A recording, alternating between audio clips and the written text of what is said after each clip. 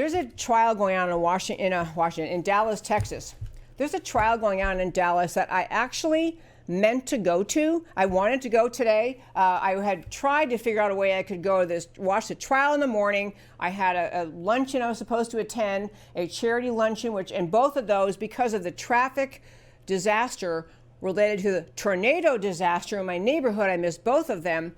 But in the great state of Texas, in Dallas, Texas, there's a trial going on this week involving a family, involving divorced parents. Mom and dad are divorced. They're the parents of twin boys.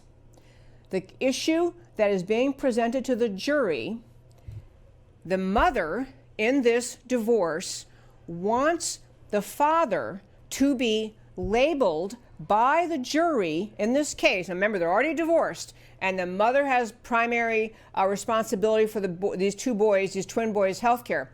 The mother wants the dad, the husband, her ex-husband, the father of these twin boys, she wants him to be declared to be guilty of child abuse because he will not agree with her mission to turn one of these little boys, 7 years old, 7-year-old twins.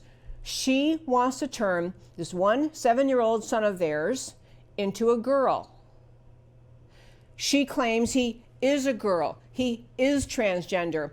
And this trial is going on, and people, I can't even begin to tell you. I've talked about this case before. It's going on today. I believe, I was hearing from a lawyer friend here in Dallas. It may even get to the jury today or maybe tomorrow. I don't know if they had to delay the trial because of the tornado, but in any case, very soon this case will go to a jury. So you think about this, a jury of your peers. You're the dad of twin boys. You treat your boys like boys. They are 7. They are babies. These are babies. These are not in any way intellectually, emotionally, societally, socially mature young men. These are babies. The mom, based on the fact that when the two boys were taken to McDonald's one time, and the one kid, they had a happy treat or whatever they call it, Happy Meal, and then one of the twins asked for the girl, they had ones for girls or boys, asked for the girl one, the girl treat or toy or something, and then later was doing pretends and some I suppose Disney or some other fantasy story that was related to this little treat they got from the McDonald's Happy Meal box, and said, in essence, to his mom, yeah, I want to wear dresses. Okay, this is a 7-year-old. 7-year-olds, boys and girls, say a lot of completely inane, crazy stuff. This mother, wrapped up in the agenda of the American left and the LGBTQ world, where she actually is buying into all of this transgenderism as though it's the latest, trendy thing to be. Oh yeah, I think I'm transgender too. She takes the kid, based on a few isolated behaviors, to some radical left-leaning LGBTQ activist therapist who says, yeah, I think little James is transgender. Yeah, I think he's got gender dysphoria. So the mom, based on this conduct of this kid at preschool age, he wasn't even in school yet, began to dress this boy as a girl, send this boy to public school dressed as a girl, insists that the school treat this boy like a girl, so the boy is using the girl's bathroom and other things. So, he's a little kid. But it's gotten to the point where the dad is saying, every time the boys are at his house, they're boys. They like boy things. They like to play with snakes, and they like to play with insects. They like to do boy stuff, and they play boy games.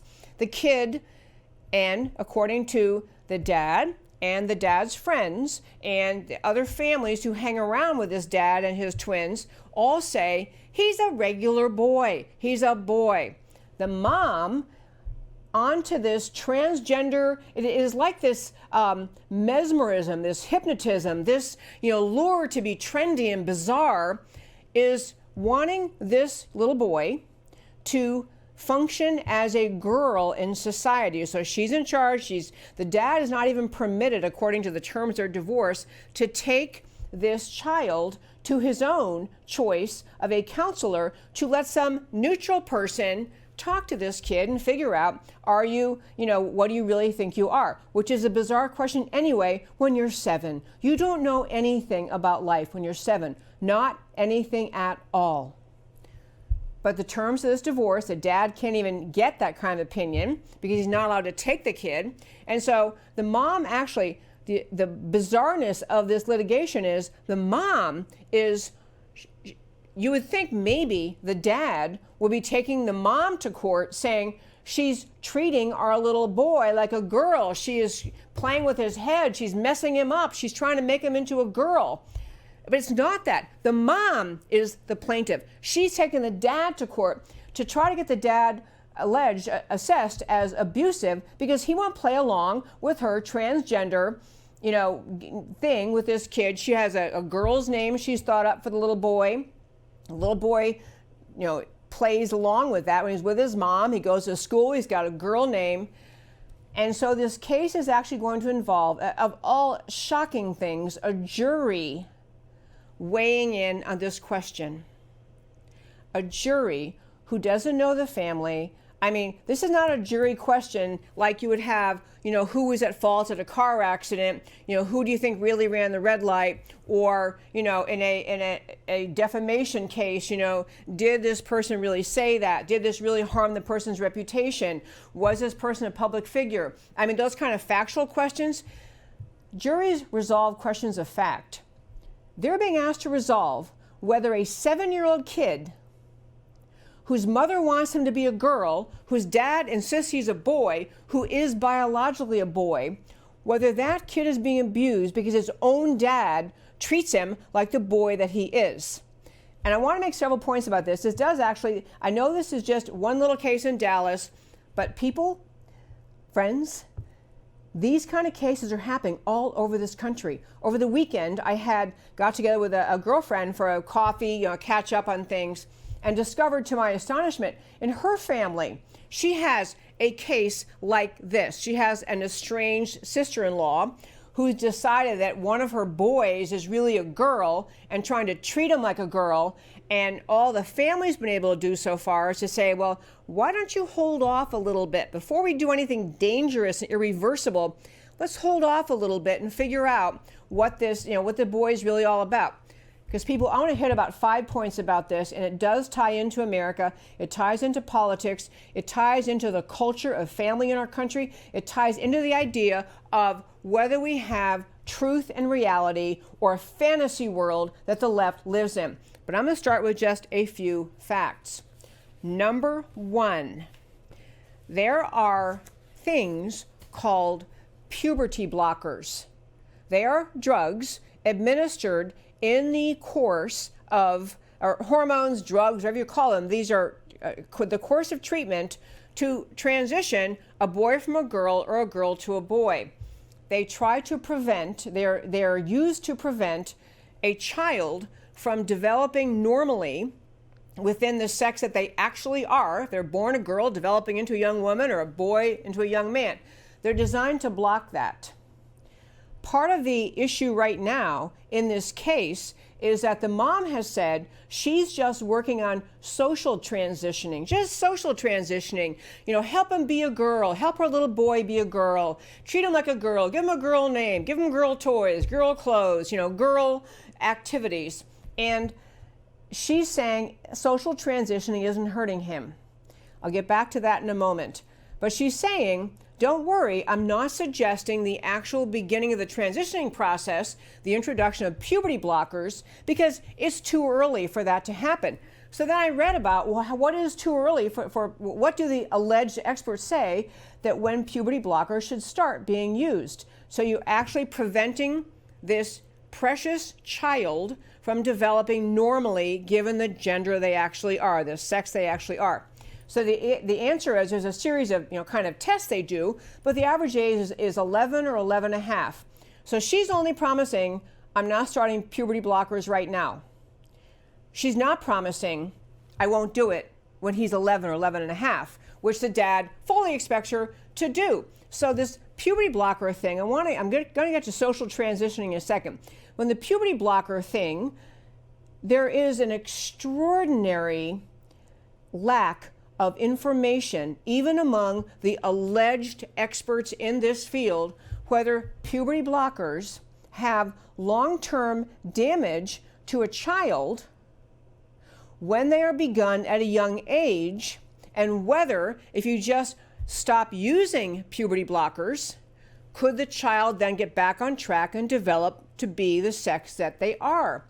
And the experts who are pushing the use of puberty blockers, often having ties to pharmaceutical companies that develop these puberty blockers, have been saying, oh, nothing to it, no worry. You want to reduce, you can just reduce it. You know, you want to change your mind, change your mind. But there actually is a group formed, a political advocacy group called World Professional Association for Transgender Health. These physicians, doctors from around the world, admit that the effects of cross-sex hormones are generally irreversible. I want you to picture some little boy at age 11 with the normal development a boy would have at age 11 versus the development of the body he would have as an adult male. Now picture puberty blockers administered to the 11-year-old, so as he grows into a man and the other kinds of development that should occur, the normal development of a man does not happen. So he goes from, he becomes, using puberty blockers, a young man with the biology, the genitalia of an 11-year-old. And then suppose, as many do, he decides at 22, whoa, what did I do to myself? He's done that much to himself. My first point is, it is insanely, outrageously irresponsible to introduce puberty blockers to young people before they're 18, at least before they're of an age of consent, an age of some level of understanding who they are, an age when they get past childhood fantasies and pretends. The idea that it is acceptable, in fact, is kind of viewed as enlightened for a child to be administered puberty blockers at age 11 that could cause him to have the biology of an 11-year-old boy when he's a grown man. Same for women, same for girls. But these have become trendy to the point, it's trendy to think, oh yeah, we know these things. Yeah, we got it down pat. Don't worry, he can always change. And these doctors saying, no, actually, you really, really can't change. Second point I want to make is that they actually have studies showing that the impact of some of the most commonly used hormone suppressants is actually horrifically dangerous to your health. But in the exuberance, the trendiness to salute to the LGBTQ transgender mafia, you have doctors and healthcare professionals and this mom of this young boy in Dallas, who, by the way, herself is a pediatrician. You have them so excited about being trendy and doing the cool thing and being advanced and being beyond the silliness of some idea that, we have identity based on, from, at least established by our birth, by our gender or sex at the time we're born. These people think they're too cool for that. They can just play with nature, inject drugs, withhold drugs, turn people into other things. And there is growing evidence, very, very harmful to kids. But the other thing I could not wait to tell you was this factoid, which is parents are finding out that there's truly horrific psychological effects of the medications their kids are using to do this transgender thing. And I want to ask you, in the age of being careful with family and individual psychotherapy, if you don't do these transgendering drugs, hormone treatment, what percent of adolescent patients do you think outgrows their dysphoria, which is the word they use, gender dysphoria, meaning that you have a female body but you think you're really a guy, or you have a male body but you think you're really a woman?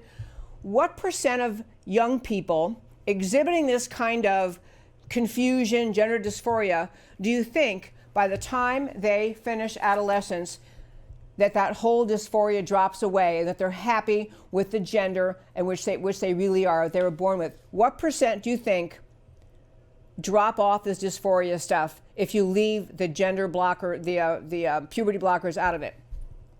80 to 90%.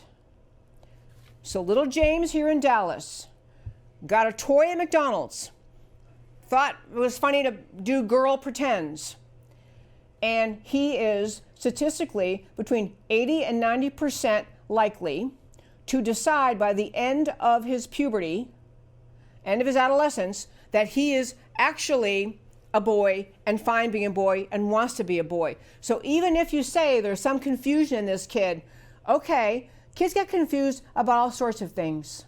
And that's what I want to get around to this social transitioning the mother is arguing for. This mother's point is, he really is a girl. He knows he's a girl. Everyone knows he's a girl. So I'm being the considerate parent. I'm being a thoughtful parent because I'm helping him move into socially seeing himself as a girl. What if she engaged in responsible parenting, as has been done since time began, and said to little, whatever his name is, you know what, honey, we don't care if you like now different kinds of toys, but there are two sexes. There are boys and there are girls, and you're a boy, and you can be a wide range of things. I mean, heaven knows, adult men. There are adult men that prefer poetry to football. There are adult women that would prefer wrestling to, I don't know, shopping or something kind of traditional women. The point is, there's not a locked-on set of behaviors that men must engage in and a locked-on set of behaviors women must. Within each sex, there's all sorts of a range of manliness, range of femininity. These are healthy aspects of individuality. But what this is doing to this child is the mom is deciding social transitioning means I'm going to turn this boy into a girl. I'm going to play with his head. I'm going to plant ideas about who he really is when he is 7. He doesn't even know anything about life. You don't know this when you're 7. The job of parents is to teach reality, is to teach truth. So the end of the story I want to say about this case in Dallas and frankly happening all over this country is it's time for the grown-ups to speak up. It's time for the grown-ups. The American psychologists, psychiatrists, counselors are all just scurrying to be in the cutting edge of coolness, the cutting edge of, rising above traditional definitions of identity in men and women, and to show they're so much more advanced than to think that there are men and women, in my view, created by God. In fact, we can just change them all and inject them with hormones and pull hormones back and put other hormones in. And then meanwhile, this is this kid's life. I hope a jury in Texas is going to say, you know what, as a matter of fact, not only will we refuse to find the dad guilty of child abuse, we think the mom is the one guilty of child abuse. She ought to lose her parental rights. I mean, the craziness we've gotten to in this society, and partly we've gotten to that craziness because we get pushed around by the LGBTQ agenda that behaves, the actors in it, some of the most outspoken ones, act like the mafia, telling America what you are and are not allowed to think, and too many people step back. Too many people say, well, I don't want to be insensitive. Maybe this little kid who, you should see the pictures of this kid. He plays with his twin brother. His favorite shirt says something like, tough guy, or I'm like my dad, tough guy, something like that. The point is, the kid acts like a boy, but we're actually in a jury trial here in Dallas, Texas, where you may have a jury decide that little James doesn't get to be a boy because his mom wants to make him into a girl, and all of his life, he's going to be tagged with this dangerous and frankly just moral idiocy of anyone trying to claim that a boy at that age has even the remotest idea of whether he really has gender dysphoria. One last point, the dad actually did raise that if you look through his behaviors, you account for his behaviors in a variety of things, he doesn't even meet the standard definition of gender dysphoria. But the mom doing all this social transitioning, it's a polite word of saying she's pushing him to agree with her that he's a girl. Truly, our country has, we need to have more people more willing to speak up and say, this is child abuse. This is craziness. We're not doing this in our country.